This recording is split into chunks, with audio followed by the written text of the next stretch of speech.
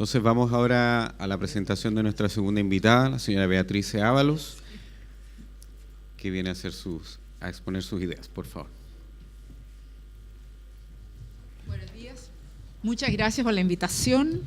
Yo voy a hablar un poco de calidad y la verdad es que no tenía claro hasta como anoche que era calidad lo que me pedían hablar, así que desenterré un pequeño trabajo que he hecho, que he estado presentando en discusiones a niveles comunales sobre el tema de la calidad de la educación. El punto de partida es que este tema se ha convertido en una especie de mantra, de discurso de todo el mundo. Cuando se empezaron a discutir las propuestas de ley que ahora están en el Congreso, se atacó el que se empezara por esto y no por la calidad. O sea, se suponía que el lucro, el copago, la selección eran temas no de calidad.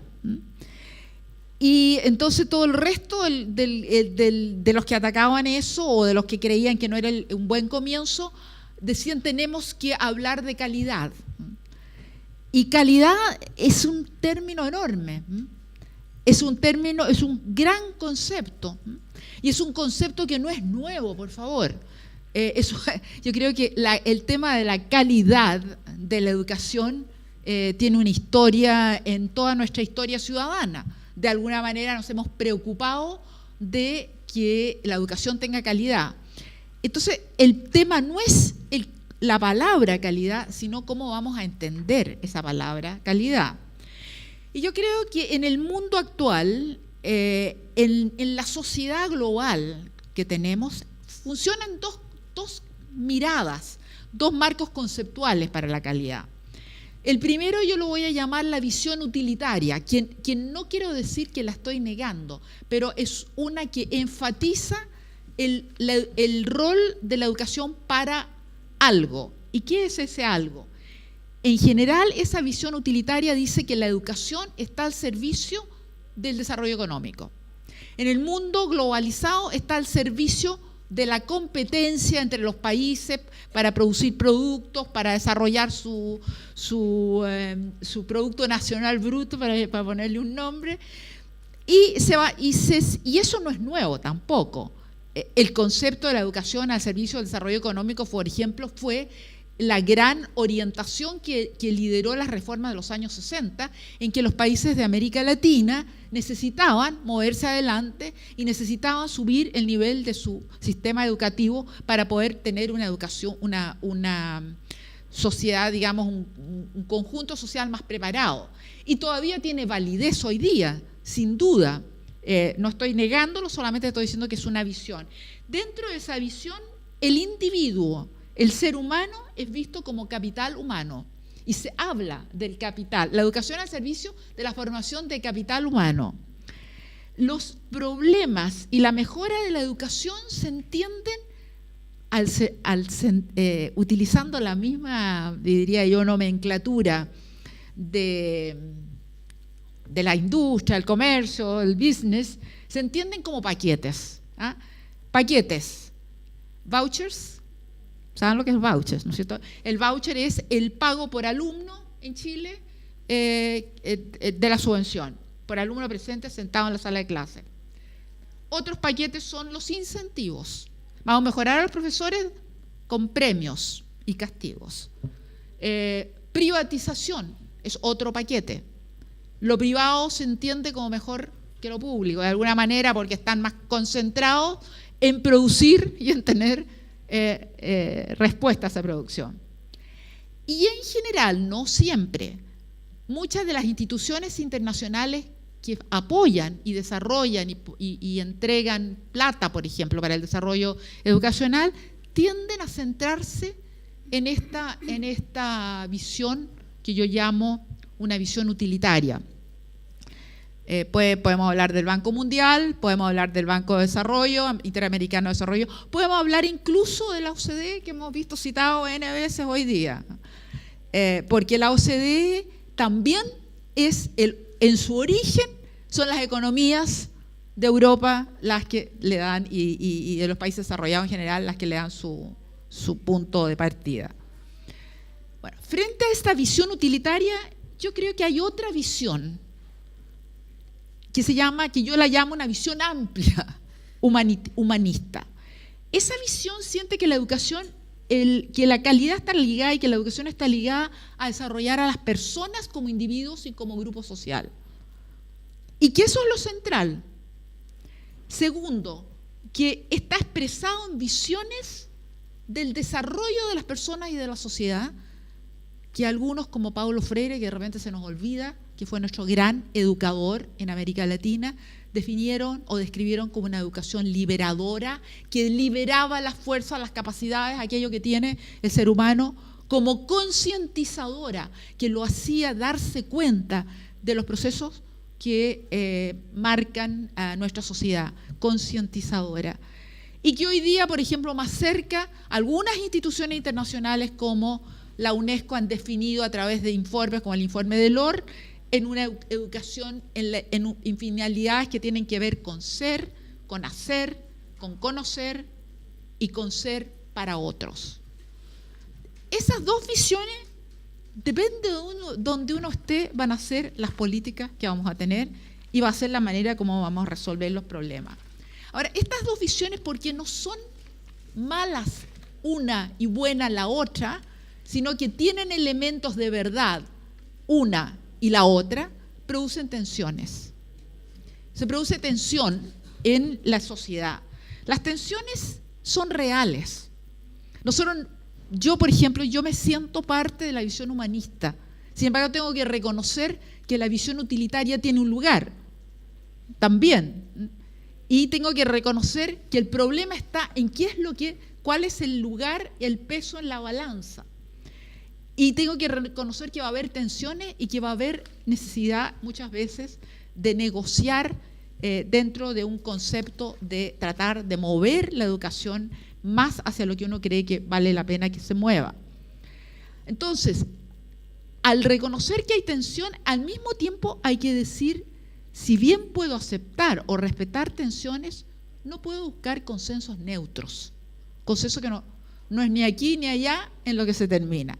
Que yo creo que ha sido un poco lo que ha ocurrido con la educación en los últimos años, en los últimos 20 años o más, en que tratando de resolver tensiones grandes por un sistema que se había organizado fuertemente en la visión utilitaria en Chile, tratando de moverse hacia una visión más humanista, hemos ido como acomodándonos y no realmente solucionando los problemas. Lo central entonces es que tenemos que entender la educación como un instrumento de desarrollo personal, de inclusión social, y eso significa empezar a unirnos más en torno a calidad como justicia social, como justicia no del individuo, de cada individuo, sino que como justicia que está referida a una sociedad en la que cada uno tiene su poder, su posibilidad de desarrollarse. Educación como un instrumento de desarrollo personal, de inclusión social y de participación, y no solo como instrumento de desarrollo económico.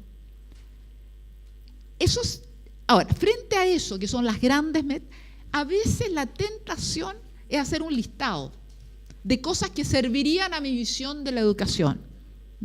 Entonces hago una lista, un shopping list, como dicen los gringos, lista de recomendaciones. Atraer a los mejores a la formación docente. Recomendación. Sí, claro, pero ¿vamos a encontrar esos mejores con 800 puntos allá en Arica o en la ciudad de Castro o en las comunas chicas de Temuco, alrededor de Temuco? Lo más probable es que vamos a tener que hacer ajuste y vamos a tener que ver cómo se hace eso. Por lo tanto, cuidado con listas de recomendaciones en la medida en que minimizan las diferencias contextuales y sus efectos sobre el desarrollo social y económico. Prueba Simpson, esa estaba en la lista, en la lista de los 1990 y 2000. Mientras más Simpson, mejor educación. Entonces, de 2 Simpson que teníamos, o de 3 Simpson, pasamos a 12 más o menos ahora. Ahora, ¿qué factores de verdad afectan la calidad de la educación? Yo diría que lo afectan negativamente, o sea, contribuyen a que disminuya la calidad de la educación y la posibilidad de educación entendida en ese sentido de desarrollo humano. Factores externos al sistema educativo, bajo nivel de desarrollo económico. Claro, los países más pobres en el mundo hoy día tienen una educación muy limitada y muy pocas posibilidades para la mayoría. Grandes epidemias como lo que está ocurriendo hoy día con la epidemia Ébola o SIDA en otro momento, son factores desde fuera que afectan la educación. Pero también hay factores desde dentro del sistema. Las condiciones, lo que se llama, las condiciones laborales de los docentes, por ejemplo. La administración ineficiente, que es tan importante como un buen docente. Si la administración de la escuela en la que está no lo deja hacer, le voy a poner un solo ejemplo para que yo casi me caí de la silla hace unas 3 o 4 semanas. Estoy haciendo un estudio de profesores jóvenes, con profesores que empiezan a trabajar, que entre paréntesis estoy bien impresionada de la calidad de esos jóvenes. Pero bueno, un grupo en una universidad privada, allá en Valdivia, estaba terminando su estudio, su práctica, y yo entrevisté a 2 muchachos, es decir, 4 jóvenes que estaban terminando la práctica, y uno de ellas, una profesora de matemática, estaba haciendo clase en uno de estos maravillosos bicentenarios. Y en este maravilloso bicentenario, a ella le daban obligadamente un currículum estructurado. Ella no pudo poner en práctica lo que aprendió sobre planificación en la universidad porque le dijeron que tenía que planificar de acuerdo a una cuestión que mandaba el Ministerio de Educación. Cómo planificar, cómo evaluar, qué pasar en clase, y todo orientado a que ese colegio tuviera un excelente PSU. Otro bicentenario, otro de mis jóvenes profesores, se encontró, le habían enseñado y a él le gustaba discutir con los alumnos, conocer sus errores, y se encuentra con que el colegio, que los niños no responden, que están sentados ahí.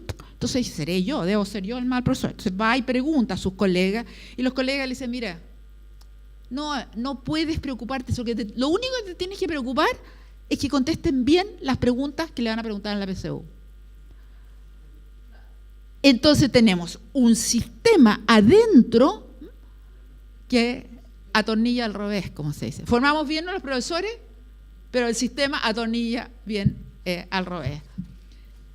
Entonces, esos son factores que afectan negativamente la calidad. Factores que afectan positivamente la calidad, que son el reverso de los negativos: adecuado nivel, obviamente, desarrollo económico, social, sociedades democráticas, inclusivas, leyes como las que estamos tratando de pasar, en que no se admite la segregación, la selección, en que no se lucra, etc. Y factores internos: calidad de los profesores, todo lo que lo escuchamos recién, manejo de los establecimientos, currículum relevante, o sea, no tengamos libretos curriculares para que los profesores no puedan adecuarse a la diversidad de alumnos que tienen dentro de su sala de clase. Si nosotros miramos en conjunto la calidad de la educación, yo diría que hay finalidades, hay unas 4 finalidades que voy a decir, y estos son los indicadores por los cuales yo los mediría, porque hoy día medimos la calidad de la educación por SIMS, ¿no? Y punto, SIMS y PSU. Primera finalidad: desarrollo de las capacidades cognitivas, sociales, éticas, manuales, de producción, de lo que sea. Grandes. Un sistema, para eso necesitamos, el indicador sería un sistema educacional abierto a las diferencias socioeconómicas y culturales, receptivo y no. Ese indicador va a ser posible verlo cuando tengamos aprobadas las leyes y cuando se empiecen a implementar. O sea, los niveles de segregación o de no segregación. Pero también para ese amplio necesitamos marcos curriculares apropiados. Necesitamos no cambiarlos cada 5 minutos y necesitamos que sean marcos que permitan que los profesores adapten a las diferencias esos contenidos y que no estén pauteados como les contaba, en estas pautas que le llegaron no a los peores colegios, sino que a los mejores colegios, los bicentenarios, los que más seleccionan. Segunda finalidad, orientación hacia el contexto cultural propio y apertura al mundo. No solamente mi pequeño mundo, sino también el mundo. Importa, así como nos importó la tragedia de París de 2 días atrás, nos tiene que importar la pobreza existente en muchos países del mundo y tener un sentido, especialmente en América Latina. Entonces, para eso, indicadores, combinaciones apropiadas de recursos, tiempo, materiales, entorno, enseñanza, aprendizaje. ¿Tenemos esas cosas o no las tenemos? Tercer objetivo, foco en la construcción o reconstrucción de la democracia y participación ciudadana. Es importante. ¿Qué indicadores vamos a tener para eso? Interacciones significativas dentro del aula, entre profesores y alumnos. Aulas democráticas. Relaciones en estrategia y gestión también dentro de la escuela.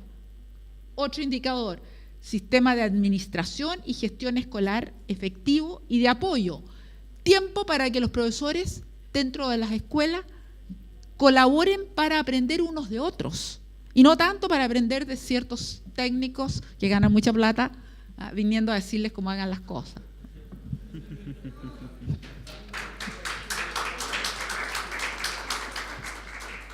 Y cuarto, preparación para la participación económica y productiva, también, claro. Y para eso vamos a ver, vamos a medir o vamos a evaluar tanto sus conocimientos y sus habilidades como productos, por ejemplo, cuán bien les va en entrar a una buena educación técnico-profesional, que por supuesto no tenemos en Chile y que tenemos que desarrollar. En fin, todo eso. Pero yo no estoy en ningún momento hablando de puntajes SIMSE o puntajes PSU. Y eso es lo que tenemos que, los indicadores tienen que ser mucho más cualitativos. Necesitaremos algunos cuanti, sí, sin duda, pero tenemos que inventar sistemas de evaluación o de monitoreo que tengan indicadores que miren los procesos y cómo se están realizando. Y para eso necesitamos políticas facilitadoras, una política nacional docente completa, aunque no se pueda hacer todo el día uno, pero completa, que va desde una visión de la docencia, desde su formación, desde su oportunidad de desarrollo profesional continuo, desde su condición de trabajo, etcétera. Una política de administración, de dónde, cómo y cuándo se administra la escuela y de qué manera, etcétera. Política facilitadora. Políticas de evaluación de resultados que estén sujetas, que sean las mínimas posibles y que sean necesarias solo y que se utilicen solo para diagnosticar el sistema y no para comparar y para medir y para clasificar establecimientos educacionales.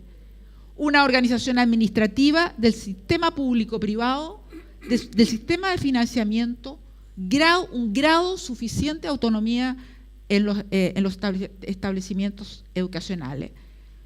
Uso razonable de la evidencia. Pagamos en Chile mucha plata para que se hagan investigaciones. Estamos exigiendo a las universidades que hagan investigaciones. Los que realizan política educacional no tienen una cita en sus documentos, o si la tienen, no lo han leído. Citan, por ejemplo, que a mí me aburre, como dijo el McKinsey Report, y nadie ha leído el McKinsey Report, ni saben cómo hicieron el trabajo el McKinsey Report. Hay mucha investigación, revisión de investigación, hay gente que sabe, hay que apoyarlo en eso, porque hay estudios y datos y conocimiento que pueden alimentar las políticas nacionales. Bueno, eso es lo que quiero decir sobre calidad y muchas gracias.